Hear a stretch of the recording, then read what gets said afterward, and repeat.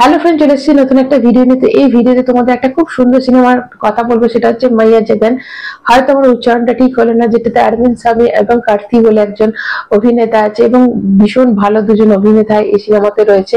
তোমরা নিশ্চয়ই এবার বুঝতে পারছো। এবং সিনেমাটা কিন্তু সি প্রেম কুমার মানে ডাইরেকশন করে, যে 96-99 এই মানে এত সুন্দর 96 সিনেমাটা হয়তো অনেকেই দেখেছো। মানে ভীষণ ওটাও একটা প্রেমের সিনেমা ছিল। তো এইটা মানে একটা অদ্ভুত সুন্দর সিনেমা এবং এত ইমোশন ভরা একটা সিনেমা। একটা মানুষ যে যার বাড়ি ছেড়ে চলে যাওয়ার পর সেই বাড়িটার প্রতি প্রত্যেকটা কোনায় কোনায় যে মানুষের একটা বাড়ি থেকে চলে যাওয়ার পর সেই বাড়িটাকে ছেড়ে দিতে হচ্ছে, তার যে টান বা অনেক বছর বাদ সে তার নিজের জায়গায় ফিরে এসেছে, তার অনেক অভিমান নেই, কেননা তাকে বঞ্চিত করা ছিল তার বাড়িটা থেকে, তার বাবা মাকে সে চলে যেতে হয়েছিল দূরে। তো সে ফিরে এসেছে অনেক অভিমান নিয়ে। তারপর কি করে তার অভিমানটা দূর হলো এবং সে একজন বন্ধু পেল মানে সিনেমাটা।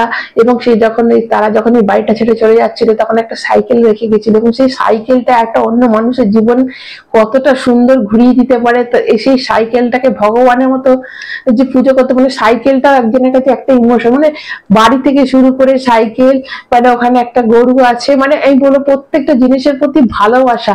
এই ভালোবাসা তোমরা খুঁজে পাবে, ইমোশন তোমরা খুঁজে পাবে এই গল্পটাতে। এবং অরবিন্দ স্বামী যে আমাদের 90s এর মানে ড্রিম বয় ছিল সবার, মানে আমরা বম্বে রোজা দেখে যাকে মানে সেই অনেকদিন হারিয়ে গেছিল, তারপর কিছু অসুখে তার ওয়েট গেইনও করেছে। তো তারপর সে আবার ফিরে এসেছে এবং এত সুন্দর ভাবে তার কামব্যাক হয়েছে, যদিও এর আগে কয়েকটা সিনেমা সে করেছে। তো এত সুন্দর তার অভিনয় তো বলার কিছু নেই। এবং কার্তি বলে যে জন্য রয়েছে সেও অদ্ভুত সুন্দর অভিনেতা। তো আমি বলবো সিনেমাটা তোমরা অবশ্যই কিন্তু সিনেমাটা দেখবে।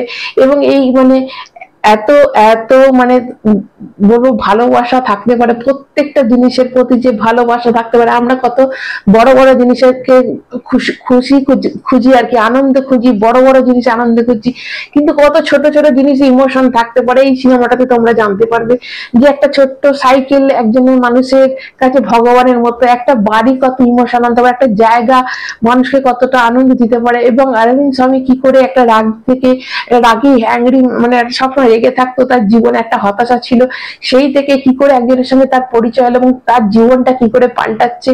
এবং সিনেমার মানে কমেডি তো অবশ্যই আছে, এটা কমেডি একদম আছে, কিন্তু তার থেকেও বেশি ইমোশন। মানে যারা এরকম সিনেমা দেখতে চাও, মানে ভালো পছন্দ করো, অবশ্যই কিন্তু এই সিনেমাটা তোমরা অবশ্যই একবার নেটফ্লিক্সে দেখবে। এটা কিন্তু মানে হিন্দিটা এখন তোমরা পেয়ে যাবে। তো এই শুনছি যে এই সিনেমাটা নাকি অস্কারে যেতে পারে। তো এইসব সিনেমা কিন্তু অস্কারে যাওয়াই উচিত, যে ছোট ছোট জিনিস দিয়েও মানুষের কত ইমোশনটাকে তুলে ধরা যায়।